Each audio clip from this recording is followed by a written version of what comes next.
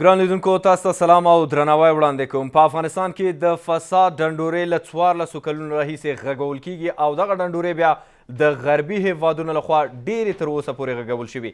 خو دا چې ولې تر اوسه مخنیوی نه کیږي هغه مسایل دي چې ډېر بحثونه پې شوي دي. په تازه څرګندونو کې د امریکا د تفتیش ادارې سیګر په خپل وروستي رپورټ کې ویلي دي چې که یو څوک وغواړي چې په افغانستان کې قضایي او څارنوالۍ نظام واخلي نو له دې کاره لرې نه دي. یعنې دوی کولی شي دوی په پیسو دغه نظام واخلي. دا هغه څه دي چې اوس په افغانستان کې تر ټولو د اندېښنې وړ مسئله ګرځېدلې. خو هغه څارنوالۍ دا څرګندونې نه مني. دوی وایي چې موږ د اساسي قانون پر بنسټ عمل کوو او تر اوسه پورې په دې څارنوالۍ بنسټ کې تر اوسه هیڅ فساد نه دی شوی او نه هم د سیګار رپورټ دوی مني.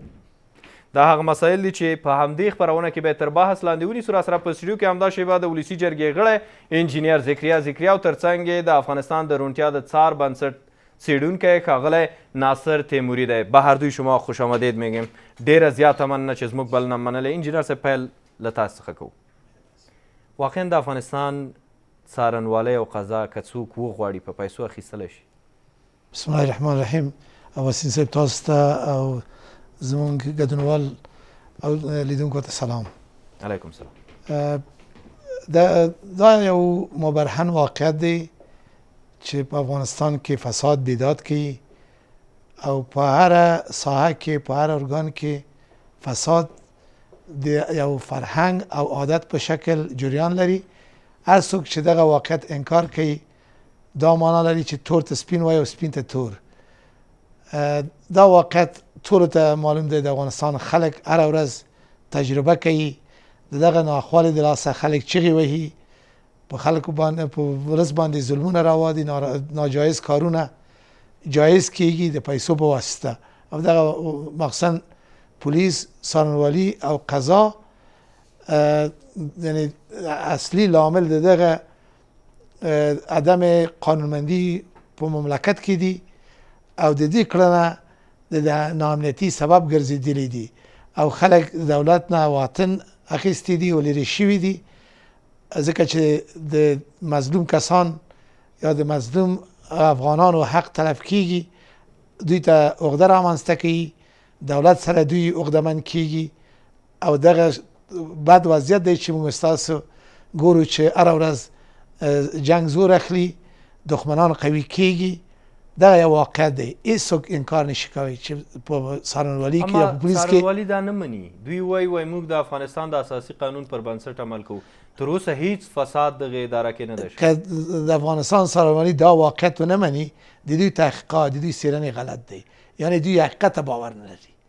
یعنې دوی مطلقا د حقیقت نه لرې ځان ساتي او دوی باطل ته باورمند دي. یعنی دوی هماغه کسان دي چې تور ته سپین او سپین ته تور. بالکل. ډیره مننه که انجینر صاحب. جناب تیموری، پژوهش و تحقیقات شما چی نشان داده در این مورد؟ خواستیم صحبت‌های آقای سوبکو را کمی بهتر تحت تحلیل و بررسی قرار بدیم. آقای سوبکو بیجای ادعا میکنه وقتی که میگن اگر کسی بخواید نظام عدلی و قضایی افغانستان را با پول بخره میتونه این کار را بکنن، ولی څارنوالي افغانستانی مسئله را قبول نمیکنن. میگن ما بر اصول منافع کشور، بر اصول قانونی اساسی و منافع ملی حرکت میکنیم. تا حال هیچ مسئله فساد در لوی څارنوالي به وقوع نپیوسته و سیگار هم بیجایی اداره میکنه. بسم الله الرحمن الرحیم. سلام عرض میکنم خدمت وکیل صاحب و بیننده‌های عزیز و شما.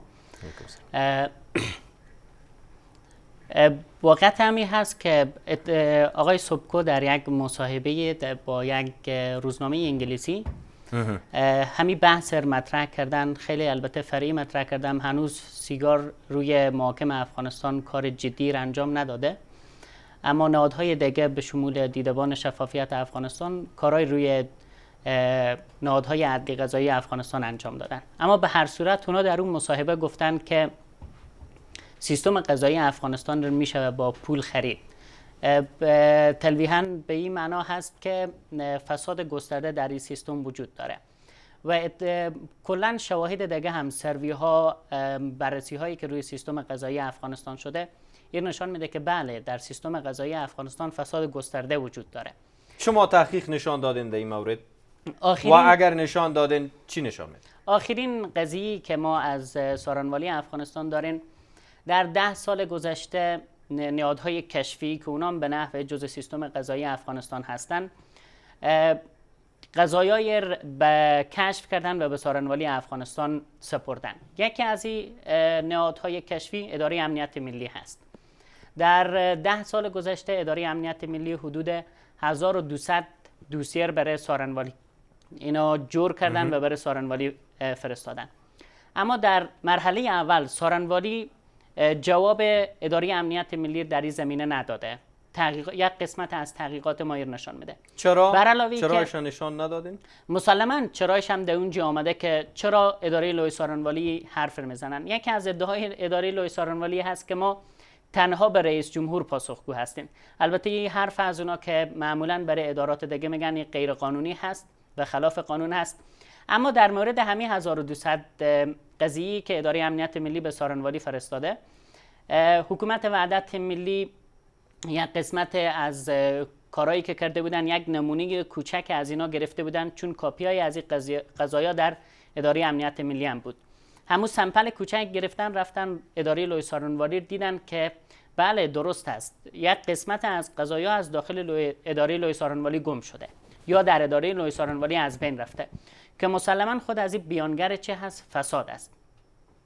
اگر اداره لوی سارنوالی واقعا در مورد از این قضایایی که اداره کشفی برش سپردن به صورت عادلانه درست عمل کرده باشه، مسلما نه تنها به اداره امنیت ملی و ادارات دیگه کشفی گزارش میده، بلکه یکی از مسئولیت‌های اونها هست که برای شهروندها هم این قضایا رو برای شهروندا بگوین. یعنی که دقیق چه قضایی شما میخواین بگوین که سارنوالی یک نهادی است که نه تنها در اوج فساد گسترده وجود داره، بل دوسیه های ثابت غیب میشه و گم میشه، کسی هم نمیتونه که کجا رفت. کاملا این چیزی هست. حکومت چرا ساکت است این مورد؟ البته حکومت وحدت ملی بعضی کارهای کردن، اما هرگز کارهای حکومت وحدت ملی در این زمینه بسنده نیست. مثلا چی کارهایی کردن؟ یکی از کارهایی کردن اخیراً کسر برای اداره لوی سارنوالی معرفی کردن.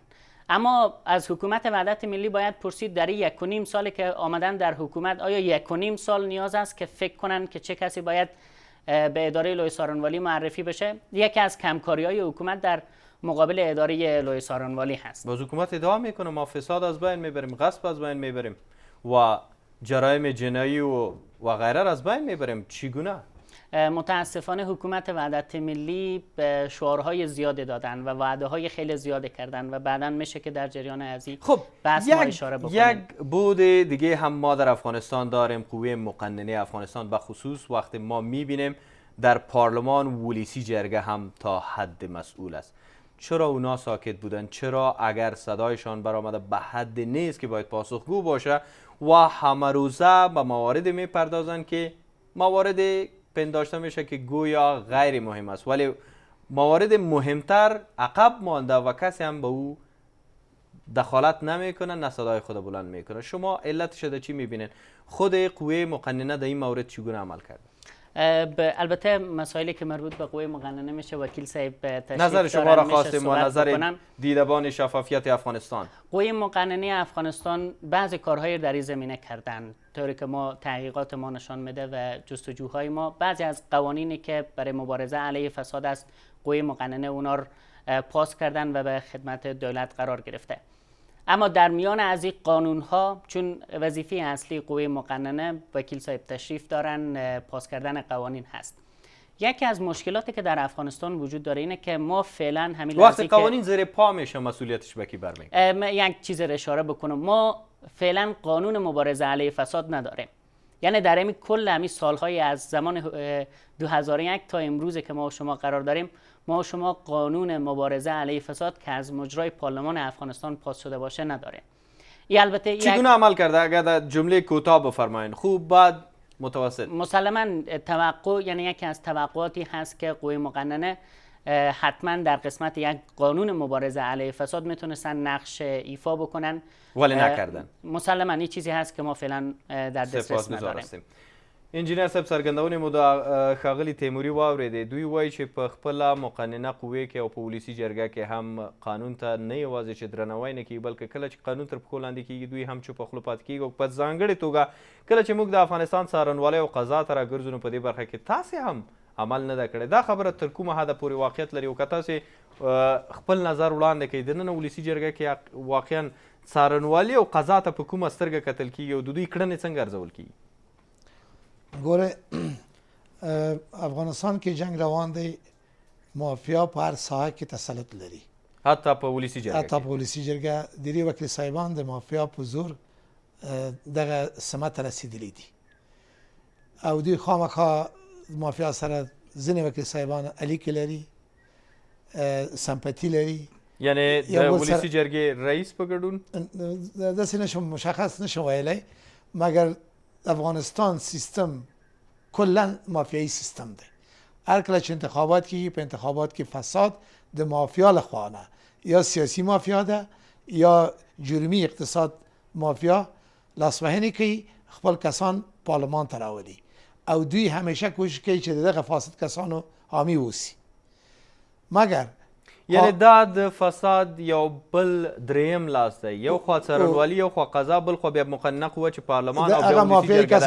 دوی هم فساد کې ښکیل دي او ټوله زمینه سازي دلته کیږي. دوی هېڅکله نه غواړي چې فساد محو شي، ځکه چې د فساد په زور دوی پارلمان ته راغلي دي. حتی دغه انتخاباتي کمیسیون چې درست دنیا دوی ته په مشکوک نظر ګوري، د افغانستان خلک په اعتراض او نیوکې لري، دنیا لري، بیا هم ځینې وکیل صاحبان دوی ته براعت ورکول. یعنی دا خبره رښتیا ده چې گویا یوازې د اداري پلاوي په ټاکنه کې کله چې ټاکنې ترسره کېدل نو هلته میلیونونه ډالر د بډو په توګه ورکول شول. یو هماسې چې موږ تاسې دغه ښار تر پوستکي لاندې مشکلات شته څوک توضیح نه ورکوي. په همدغه ښار کې ظلم روان دی، په دغه ښار کې اختطاف کیږي، د عزتمند خلکو عزت تالا کیږي، له منځه ځي، مګر څوک اعتراف نه کوي. په پارلمان کې هم ځینې شیان دي چې واقعا د ولس غوښتنه نه ده، مګر دوی ځینې اعمال ترسره کوي چې د پارلمان لپاره ښایست نه لري. دغه شیان شتون لري چې په ځینې مواردو کې دوی قانونشکني کوي. ولسي جرګې ته د ولسي جرګې نوم ورکول تاسو ته جایز ښکاري په دغسې وضعیت کې چې تاسو دغه د ولس حق دی؟ اوس دا نوم ورسره جوړیږي د وضعیت ته چې وګورو، خو دا خو د غصب د چور یو بانډ ښکاري دلته په افغانستان کې. دغه احتمالات شته، مګر دغه ولس حق لري چې پارلمان ولري او د پارلمان عزت او احترام د ولس عزت او احترام دی. دغه جلا خبره ده، مګر هغه ناخوال کسان چې د مافیا په زور قدرت رسېدلي دي. زه یو بل څه غواړم مطرح کړم جناب انجینر صاحب، فکر نه کوئ همدا اوس د افغانستان قضایي قوه څارنوالی او ترڅنګ پارلمان خرڅ شوي دي؟ سبکو وایي که څوک وغواړي دوی اخیستلی شي. فکر نه کوئ چې همدا اوس خرڅ شوي دي؟ غاصب ګرځي آزاد لاس، قاتل ګرځي آزاد لاس، هغه څوک چې په فساد کې تر مرۍ پورې ډوب دي آزاد لاس ګرځي او هیڅوک ورته څه نه وایي. دوسیې په پارلمان په څارنوالۍ کې دننه لکه څنګه چې تیموري صاحب اشاره ورته کوي غایب شي، ورکې شي، هېڅوک نه پوهېږي چیرې ولاړې او څنګه دا دوسیې تعقیب شوې. دا خرڅ شوې څارنوالۍ نه ده؟ ګوره، فساد په افغانستان کې د خارجیانو د مفسد کسان چې د افغانستان عزت او د افغانستان حرمت ته احترام نه کول دغه یو عام فرهنګ ګرځېدلی دی. که تاسو ته معلوم وي شاهزاده شاید چې په سولې شورا کې عضویت درلودی، پرون په تلویزیونو کې ویلي چې هر یو عضو د سولې شورا د پردو ملکونه میاشتنی معاش اخیستل. دغه فساد نه چی دی؟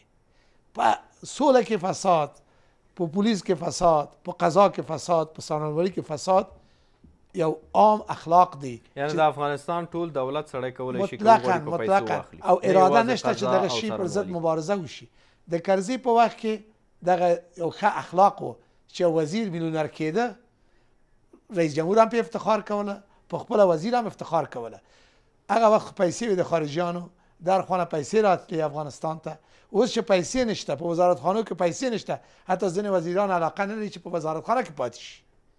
اکم فاسد وزیر صاحبان چې ځانونه بدای کړل هغوی د خوشحال و قهرمانان و هغوی و چې فساد په افغانستان کې زیات کړل ترویج کړل نه یوازې پولیس څارنوالي قضا بلکې په هر اداره کې فساد عمومیت پیدا کړی و او اراده نه و که اوس اراده اوس راځو یو لحظه اجازه مهرباني موږ تاسو ګورئ په افریقا کې تانزانیا کې داسې یو مفسد ټولنه او جامعه هر چا باندې جفا کوله مگر یو انسان حاکمیت لاس ته راوړل رئیس جمهور شو د جان مګونلی په نامه د یو ګروپ لري خاص ګروپ 15 شپږ کسې دي زی په وزارت خانه کې ګوري چې څوک غیر حاضر دي چې غیر حاضر دي د وظیفې نه ایسته کیږي که څوک دوسیو سره لوبي کوي اسنادو سره بازی کوي د خلکو نه پیسې اخلي بعد او رشوت اخلي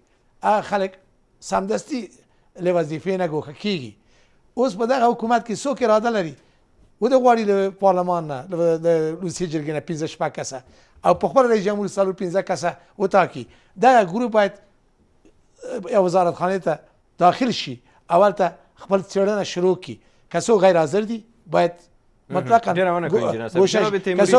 نظر شما چی است با همچون مسائلی که انجینیر صاحب اشاره کردن و در افغانستان فعلا ما با او روبرو هستیم شما هم گفتین که پژوهش و تحقیقات شما نشان داده که همچون مسائل به حد گسترده خود وجود دارد در افغانستان نگرانی چی است ما در کدام کشور زندگی میکنیم اینجا اگه حق کسی تلف میشه و ما دادخواهی میکنیم چگونه و کی باید به دست او را بیاره و کی باید او را تلافی بکنه عدالت باید از کجا باید به وجود بیاید در حالی که قضا څارنوالی و قوه مقننه در فساد غرق است بله کاملا درست است که از میان نهادهای دولت افغانستان که حدود 60 نهاد هست 60 نهاد بزرگ و کوچک یک قسمت از این سیستم قضایی افغانستان است نهادهای کشفی است لوی څارنوالی است و محاکم است تحقیقاتی که ما انجام دادیم و همچنان نهادهای همکار ما انجام دادن داخل کل همین سیستم دولت افغانستان سیستم قضایی فاسدترین سیستم در افغانستان است البته فساد یک پدیده‌ای نیست که در دیگر کشورهای جهان وجود نداشته باشه کشورهای همسان افغانستان مثلا کشورهایی که در نزدیک ما وجود دارند کشورهای مثلا جنوب آسیا مثل سریلانکا کشورهای اروپایی که مشکل فساد داشتن مثل بلغاریا کشورهای آسیای شرقی مثل اندونزی مالزی سنگاپور هنگ کنگ اینا کشورهایی هستند که با فساد سردوچار بودن به همین مقیاسی که افغانستان فعلا سردوچار هست اما فساد یک پدیده‌ای نیست که شما او فکر بکنین یک هیولایی است و نمیشه بود دست زد راههای مبارزه علیه فساد وجود داره و راههایی وجود داره که کشورها اونا رو تجربه کردن و افغانستان میتونه از تجارب از اینا استفاده بکنه متاسفانه آنچه که در افغانستان اتفاق نیفتاده ولی اگر ما بخوایم از تجارب استفاده بکنیم مکانیزمی به وجود بیاریم انجینیر صاحب اشاره کردن که ارادی نیست ما وقت اراده داشته باشیم راه پیدا میکنیم وقت اراده نیست در این صورت کجا بر آدم و یک مملکتی که دوچار با همچون مصیبت هاست چگونه از رهایی پیدا بکنه بالاخره و آنچه که مربوط شما میشه میخوایم با شما مطرح بسازیم این که تحقیقاتی که شما انجام میتین در حالی که افغانستان تا این حد در مشکلات و هم از طرف ارگان هایی که باید غم مردم بخوره باید بر راههای بپردازن که بالاخره مشکلات کمتر بسازن و جلوش بگیرن خودشان به حد رفتن که هیچ کسی دیگه با اونا نمیتونن رقابت بکنن در فساد در غصب و غیره البته در بحث اراده چیزی که من میتونم برای شما بگم اینه که واقعیت امری هست که حکومت قبلی ارادی که این حکومت داره این اراده نداشت خوشبختانه با همه چالش هایی که حکومت فعلی داره بعض نمونه هایی که در زمینه مبارزه علیه فساد و حکومتداری خوب پیش کردن اگر این نمونه ها گسترش بیابه و تعمیم مثلا بیابه کدام نمونه جناب تیموری یکی از این نمونه ها اداره تدارکات ملی هست در افغانستان او چی کار کرده اداره تدارکات ملی یکی از مشکلات عمده افغانستان در حکومت قبلی مسئله تدارکات بود در افغانستان مثلا یک نقطه کوچک ولی جالب این که وقت شما میگین کارهای از طرف حکومت وحدت ملی صورت گرفته ما میبینیم که در همین سالی که اینا یک سال فعالیت کردن بعدش میبینیم که افغانستان یک درجه دیگه هم بالا رفته در کشورهای که مفسدترین کشورهای جهان از قرار گرفته و دومین کشور شمرده شد. بله. کدام کارها را اینا کردن که شما او را میگین مثبت است؟ کاملا حرف شما درست است. البته ما منتظر نیستیم که به یک لحظه یا یک سال شما تغییر در وضعیت فساد بیارن، اما واقعا بعضی نمونه تغییر آمده، بالا رفته افغانستان، یعنی زیاد شده فساد. تقریبا سطح فساد به مو اندازی است که در حکومت شما باید دیره برای ما میگفتین. بله. پژوهش شما انجام داده. بله بله، سطح فساد مثلا او کشورهایی که افغانستان به مقام دوم رساند دروغ میگن یا ای که تحقیقات شما نیم است؟ نه چون قبلا هم افغانستان مقام سوم بود، حالی هم مقام دوم است. دوم و سوم کدام تغییر عمدی در این زمینه نیست. ولی یک تغییری که به اوجش رسیده، یک کشور دیگه ما دورم شکست دادیم. حرف شما درست است. افغانستان یکی از فاسدترین کشورهای جهان است. اما وقتی که شما به کارکرد حکومت وحدت ملی ببینین، بعضی نمونه‌هایی هست که ما من حیث کسایی که از بیرون حکومت میبینیم میتونیم برشان بگین که این نمونه‌ای که شما دارین این نمونه خوبی است، همین نمونه شما تعمیم بدین به کارهای دیگه. اداره تدارکات ملی یکی از مشکلات تدارکات یکی از مشکلات رو برای شما اشاره کنم. در زمان حکومت آقای کرزی در تل وزارت دفاع که وکیل صاحب کاملا به جریان هستند، 216 میلیون دلار در یک قرارداد تل بر حکومت و دونرها چارج اضافی شده بود. یعنی یک هزینه بسیار بزرگ است. اما خوشبختانه آنچه که حکومت وحدت ملی کرد، این مسئله در حکومت با صلاحیت بود اداره تدارکات. کاملا اداره تدارکات اگر با صلاحیت بود وقتش اینا بررسی کردن و او را با رسانه‌ها شریک ساختن که بله افراد دخیل از این مورد ما تحقیقات را انجام میتیم، در حال تحقیقات هستیم، از او 6 الی 5 ماه 5 الی 6 ماه وقت میگذره، ولی تا حال بجای از اینکه پیگیری شوه او کسایش معلوم نشد که کی بود، این فساد کرده، قدر پول کجا رفت و شما میگین که اداره موفق بود. پس یک سوال بسیار قوی در ذهن آدم میاد که این اداره خودشان کدام معامله را انجام داد که ساکت ماند و یا چی بود در پشت سرش که اینا با سرانوالی هم چیزی نگفت، به قضا هم نرفتن، افراد و اشخاص که گفته بودن نامهایشان افشا میکنین تا امروز هیچ نام افشا نشد. مشکل چی بود؟ زیر سوال نیست اداره؟ خوشبختانه او کلا همون قضیه به نظر من یک قضیه میشون شما قضیه موفق نام ببرین، چون قراردادهای قبلی فسخ شد، پول مردم افغانستان پس به خزانه دولت آمد و مفسد کجا رفت؟ کسایی که زمینه سازی کرده بود و امروز هم در پوست یک آدم با اعتباری حرکت ها را میکنه، قراردادم میگیره، تجارت خودم میگیره و فسادم میکنه. این کی است؟ حالا چطور بشناسه کس که کی بود که بعد از این باید شناخته شود و با قرارداد صورت نگیره و جلوگیری شود؟ کاملا من با شما موافق هستم. کسایی که حکم نهایی محکمه بر اونا صادر میشه باید از طریق رسانه ها برای مردم شناختانده بشه. اما کسانی که در پروسه اتهام قرار دارن، همونطور که میفهمین سیستم قضایی او اجازه نمیده که برای مردم گفته بشه. او کاملا درست است. اما چرا ما یعنی کار تدارکات ملی موفق میگیم؟ چون تدارکات در افغانستان یک اندازه تحت کنترل آمد. شما عین مدلر شما میتونین در زمینه‌های کاری دیگه هم بکنید. این کنترل است وقتی که ما به نتیجه نرسیدیم، ما شاخص‌ها را پیدا نکردیم، افرادی که واقعا من حیث منشای حرکات ها میکردن ما مشخص نساختیم. کدام حرکت مثبت است؟ فکر نمیکنین که یک زمان کوتاهی بود آمد و رفت و امروز هم همه چیز پس پرده جریان داره؟ کی خبر داره از این؟ به نظر من شما خبر دارین من حیث یک نهاد پژوهشی؟ ما کارهای اداره تدارکات و بعضی اداراتی که در توان تحقیق ما شما وقتی پژوهش انجام میدادین به اداره تدارکات رفتین، آیا با اونا در این مورد صحبت کردین که کی بود پس پرده که شما گفتین مفسد بود، قرارداد کرد و هیچ نامش گرفته نشد؟ کاملا ما نه تنها او را از اداره تدارکات، البته کار اداره تدارکات ملی کامل نیست. یکی دیگه از چیزهایی که ما از اداره تدارکات ملی می‌خوایم اینه که قراردادها باید نشر بشه. وقتی که شما قرارداد با خب نشر نکرد، شما چی گفتین؟ چرا نامش برای شما نمیگه؟ نه برای شما گفت نامش زمان برای ما نامر میگه که حکم نهایی محکمه صادر بشه در مورد از اینا. این سیستم حقوقی هست. حکم محکمه وقت صادر میشه که شما محاکم بسیار با حفظ عدالت داشته باشید. بله. و در اونجا انصاف باشه، قوانین باید مد نظر باشه. ولی امروز شما خودتان میگین که در فساد غرق هستن ادارات. جناب انجینیر صاحب هم اشاره دارن. بله. با کجا رفتی دوسیه ها؟ ما جای سپردیم که اونجا آب بود و دوسیه ها غرق شد، گم شد، مثل که شما اشاره کردید. درست است. یک چیز من میخوایم برای شما مطرح شما بکنم. اینا را با حال خود رها کردین که خب درست است، ما منتظر محکمه هستیم. همین موضوع ما یک کم توضیح بدم. وقتی که ما میگیم محاکم افغانستان فاسد است، به این معنا نیست که هرگز این محاکم کار نمیکنن.